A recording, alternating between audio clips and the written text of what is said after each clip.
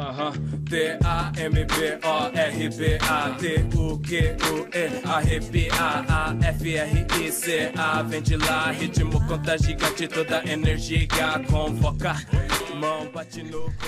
Olá, caros colegas, professores e professoras, alunos e alunas. Estamos aí a vivenciar mais um sábado letivo com a temática Educação para as questões étnico-raciais. E hoje nós vamos acompanhar depoimento de alguns amigos e colegas. O primeiro deles, o depoimento e a experiência do nosso amigo Anderson Clayton, professor, psicanalista, filósofo de São Sebastião do Paraíso. Vai contar um pouquinho sobre a sua experiência, sobre a questão teoria e prática. Na teoria, muito bonito, perfeito, mas na prática, será que realmente funciona? Será que realmente existe a equidade entre brancos e negros? Ele, nosso amigo Anderson Clayton, vai falar sobre isso. Depois, nosso amigo, companheiro, colega de trabalho também, Reinaldo Cesário, analista educacional da nossa superintendência, vai falar um pouquinho também sobre essa experiência, sobre essa vivência diária. E por último, o nosso amigo de trabalho Wesley, professor de matemática, que também vai comentar um pouquinho sobre isso, sobre a vivência, sobre a experiência, sobre a vivência diária relacionado à temática. E por último, será postado nos grupos de WhatsApp das salas, um link com uma proposta de redação com alguns temas. Você vai ver o tema que mais se identifica e vai, após ver o vídeo, após refletir e analisar, você vai escrever um texto, uma redação falando sobre o que você escolheu.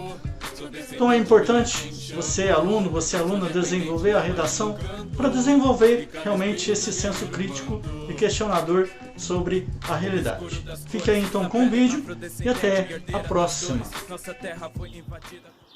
Olá, saudações, prazer em falar com vocês, abraço para o professor Leandro. Que bom que nós estamos aqui nesse sábado letivo para falarmos sobre a negritude, sobre a consciência negra, e por aí que eu começo esse diálogo, né? Existe realmente uma consciência negra? O que seria essa consciência? O que nós teríamos como parâmetros de consciência? Consciência, pensamento, reflexão, análise. Será que nós temos realmente essa consciência do que vem a ser a questão negra no nosso país? Bem, nós temos que começar primeiro essa história bem rápida, né, encurtando, porque é assunto que dá para a gente bater muito papo em outras oportunidades. A questão da escravatura no Brasil, ela é algo muito marcante para a história do nosso país e, na verdade, é um passado que fica como que esquecido, fica como que deixado de lado, porque nós falamos em vários genocídios que já aconteceram na história, né? Toda a história mundial. E nós não incluímos o genocídio que acontece no Brasil com a escravidão. Então nós temos aí vários, dezenas de documentos que relatam sobre o genocídio, né? Sobre o número de pessoas que foram forçadas a vir para o Brasil e a quantidade de milhares, eu estou falando de milhares de pessoas que morreram na travessia, né? de África para o Brasil, e sem contar também com as inúmeras pessoas, né, as inúmeras vítimas que foram torturadas e mortas em solo brasileiro. Então existe muito sangue na história do Brasil, existe sim muito sangue e muita morte que não vem à tona e não se discute a respeito disso. Em decorrência dessa escravidão, dessa força de comunidades que foram presas e torturadas e tragas à força para o Brasil, para se construir a ideia de um país, em decorrência desses fatos, né, de mais de 300 anos de escravidão em solo brasileiro, que existe sim uma conta que nunca foi paga, né, pela sociedade brasileira em relação à sociedade negra, à comunidade negra num todo. Então vamos imaginar, a favela ela surge no Brasil a partir do momento que Rio de Janeiro, como capital do Brasil naquela época, aboliu-se a escravidão, né? Aboliu-se a escravidão, e os negros não tinham para onde ir. Então muitos continuaram trabalhando aonde eram os seus lugares de escravidão, a troco de comida apenas, né? De uma alimentação muito precária, diga-se de passagem, que são os vários relatos históricos que nós temos aí. E aqueles que decidiram viver as suas vidas, como não tinham condições de voltar para a África, né? Então eles não tinham um local de moradia. E aí começam então a morar de forma extremamente precária nas encostas do Rio de Janeiro, nas regiões de extremo perigo, onde não se consideravam sequer possibilidade de moradia. E aí surgem as favelas no Brasil, as favelas do Rio de Janeiro, né? Então, nós temos aí uma história vasta e longa que não foi sequer pensado na possibilidade de uma indenização para esse povo que foi escravizado em território brasileiro, que é diferente de países como, por exemplo, os Estados Unidos, que no término da escravidão, então eles receberam uma indenização com terras, mulas e sementes para iniciarem os plantios, arasse a terra. Então eles iniciaram com uma propriedade, com uma condição mínima de sobrevivência, que não se teve nada disso, e ficou por esquecido. Então quando a gente fala hoje em dia sobre cota racial, no meu ponto de vista, é um mal necessário. Não sou favorável, mas acredito que é uma das poucas possibilidades que se tem de equidade social. Da gente tentar, pelo menos, colocar um passo naquilo que nós sonhamos com igualdade para todos. Então o discurso é muito bonito de igualdade para todos, mas na prática ele é muito falho. Na prática, ele de fato ainda não existe. Então, quando se diz cotas dentro dos concursos públicos federais, eu acho que não deveria ser só os federais, também os estaduais, os municipais. Por quê? Digo mais uma vez, não sou favorável às cotas. Eu acho que o ser humano é ser em todo o sentido, essência, de todas as maneiras. Mas, no entanto, nós temos aí uma deficiência histórica, que precisa em algum momento ser discutida, que precisa em algum momento ser levada a sério, que precisa em algum momento ser analisada, ser refletida, e coisas sérias como a questão dessa desigualdade possa ser de fato debatida e que possa medidas públicas surtirem efeito nesse sentido. Okay? Então, volto a reafirmar, não sou favorável às cotas, eu acho que todo mundo tem que ser tratado de forma igual, em todos os sentidos, mas do outro lado eu vejo que é um mal necessário, é preciso. Por quê? Vamos pensar um pouquinho a respeito da história educacional do próprio negro. Então, voltando mais uma vez, usando os Estados Unidos como um parâmetro, balizador de ideias dentro da escravidão, nos Estados Unidos, há mais de 100 anos, o negro já vai para a faculdade, o negro já tem o direito de estudar e de se formar, de se conseguir o ensino superior, e houve incentivos para que isso acontecesse. Eu estou falando de mais de 100 anos atrás. Então você tem aí as universidades, principalmente da Carolina do Sul, que há mais de 100 anos são universidades destinadas à comunidade negra, onde os americanos têm a questão racial muito bem definida. Então, nós imaginamos que existe uma comunidade enorme negra nos Estados Unidos. Na verdade, são 13% da população americana, 13% apenas negra. Okay? No Brasil, nós chegamos a 52%. Então, uma disparidade enorme. E mesmo assim, eles estão muito mais avançados em questões de políticas sociais voltadas para a comunidade negra do que nós ainda estamos engateando na questão do debate. E mesmo assim, lá, como em várias outras partes, ou todas as partes do mundo, ser negro é muito difícil. Eu acho que o local menos dolorido para ser negro é na África. E não engane você, até mesmo na África do Sul, tá? Existe preconceito contra tonalidades de cor, tonalidades de pele, pigmentação, o ébano, né? Existe mesmo na África do Sul.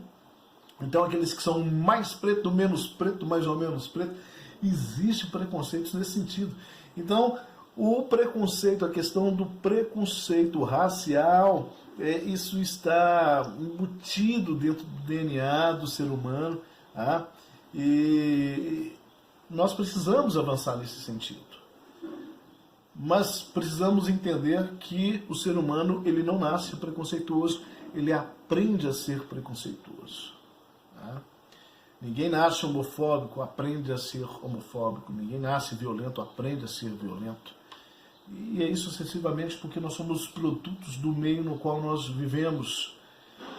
E se falando, voltando aqui na questão racial, falando um pouco mais a respeito da questão da igualdade, eu vejo que isso ainda está muito longe de alcançar, né, os patamares necessários. Lógico que nós já avançamos muito, já melhorou bastante, mas ainda está muito distante. Muitas coisas ainda precisam avançar, muitas coisas precisam ainda melhorar, precisam acontecer. Então nós precisamos entender que o lugar da mulher, o lugar do negro, o lugar do homossexual, o lugar das classes minoritárias, assim chamadas, é o lugar da sociedade, é o lugar de todo mundo, é o lugar de convivência e é o lugar de direito, é o lugar de cidadania, é o lugar onde o cidadão ele possa ocupar de fato e de direito, independente aí de sua postura ou definição religiosa, definição de opção sexual, tonalidade da pele. Então, e quando a gente fala de classes minoritárias, não são minoritárias na verdade, né? Nós temos aí quase que meia a meia a população de homens e mulheres, né? Mulheres um pouco mais. E nós temos aí um pouco mais de negros na sociedade do que os que se autodenominam brancos, caucasianos, né? Então, a gente chama de classes minoritárias daquilo que é maioria. Então nós também estamos errados sociologicamente dentro desse sentido. Então nós precisamos de avanço, e esses avanços eles só acontecem quando nós fazemos a reflexão, quando nós conversamos, quando nós batemos um papo com o coração aberto, né, sem paixões pelas nossas linhas ideológicas, mas com o coração aberto e com a mente aberta para nós ouvirmos, para nós aprendermos, para nós falarmos, para nós opinarmos e para nós modificarmos. Nada está pronto, tudo está em construção, tudo está em transformação. E assim também eu acredito que está em transformação as questões sociais, as questões raciais em nosso país. Ele está em transformação. Então hoje já não nos espantamos mais com o negro numa postura superior, né? Mas não é comum. E esse espanto que eu digo, né, o espanto em comparação com alguns anos anteriores, né? Então ainda é um obstáculo o negro ele assumir cargos de liderança, indústrias, empresa seja ela qual for, as instituições bancárias e as instituições públicas, Então, raramente a gente percebe a figura negra numa postura de liderança, Então, nós precisamos avançar em muitos outros sentidos. Voltando aqui só numa lacuna que ficou em aberto, a questão da história do negro dentro do processo educacional. Então nós negros não tivemos as oportunidades que as demais classes tiveram. Infelizmente. Então, o negro ele não tinha o direito de estudar, durante muito tempo ele não teve o direito de voto, né? Ele não tinha grana, quando se abriu o direito a estudar, ele não tinha grana para que se estudasse, ou estudasse, ou trabalhasse para se alimentar. Em muitas situações do Brasil ainda é assim, né? Em milhares de situações do Brasil ainda é assim, ou você tem que optar por trabalhar e ter o alimento, a subsistência, ou você estudar, e estudar passa a não ser uma opção. Então, infelizmente, nós precisamos discutir sobre esses temas, nós precisamos parar de mimimi, parar de achar que o negro só procura vantagem. Não, o negro não só procura vantagem, o negro procura igualdade, o negro procura direitos, O negro procura oportunidades iguais em todos os sentidos. E muitas pessoas falam comigo, mas não existe mais a discriminação hoje. Não existe a partir do momento... Em dois fatores não existe mais a discriminação negra. Tá? Primeiro, não existe a discriminação negra quando você não quer enxergá-la. Então, você que não é negro, você que não tem a pigmentação na pele negra, então você não sabe o que é estar na pele do negro em si. Então somente quem está na pele negra, ele sabe os vários relatos de histórias discriminatórias, preconceituosas, que ele passa, os olhares que o acompanham, colocando em xeque, em dúvida, a sua integridade, a sua moralidade, o seu caráter, até hoje. Então, isso somente o negro pode dizer. E o outro viés é um negro que consegue ter dinheiro. Então, esse é bajulado em algumas situações. E aí são casos raros que eu estou dizendo, né? São casos raros dos negros bem-sucedidos, e são pouquíssimos, uma parcela extremamente pequena da nossa sociedade. Mas são as duas situações na qual o negro não passa essa discriminação, esses olhares que o rotulam e que coloca em xeque a sua moral, a sua integridade, a sua ética e a sua capacidade de entendimento, sabedoria, conhecimento. E enquanto nós negros, eu percebo que nós somos muito acomodados. Nós, em termos de comunidade negra, né? Nós somos muito acomodados, então nós acostumamos com a sociedade que é assim mesmo, se acomodou dentro de seus direitos, então nem todos querem saber da luta negra, nem todos querem saber da luta social, da consciência negra, nem da consciência de classe, que vai estar muito próximo ou dentro disso. Então é necessário uma postura do negro em si, A primeira postura que ele tem que ter é a postura de reconhecer-se como tal. Aceitação. Eu sou negro, sim, graças a Deus. E com muito orgulho e muita felicidade, porque por detrás dessa pigmentação de pele tem muita história. Tem muita história. Então o primeiro fator é o negro ele se reconhecer como tal. E o segundo passo é ele não aceitar sua condição minoritária ou desfavorável. Ele tem que ir para a luta, ele tem que fazer acontecer e ele tem que lutar por sua igualdade. E não existe outro caminho senão por meio da educação.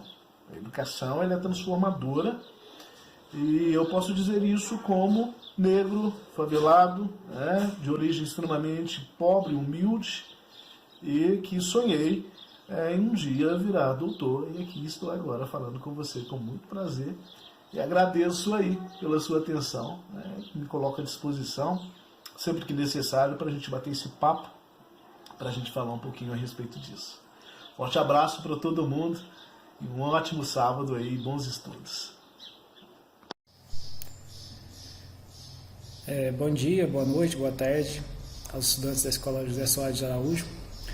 Meu nome é Reinaldo, eu sou analista educacional da Superintendência Regional de Ensino Também tenho formação como professor, trabalhei como professor há muito tempo. Sou graduando em Direito, né, pela UENG. E estou aqui, convite dos colegas professores, né, Leandro e o Leandrinho, para falar um pouquinho para vocês sobre as relações étnico-raciais na educação.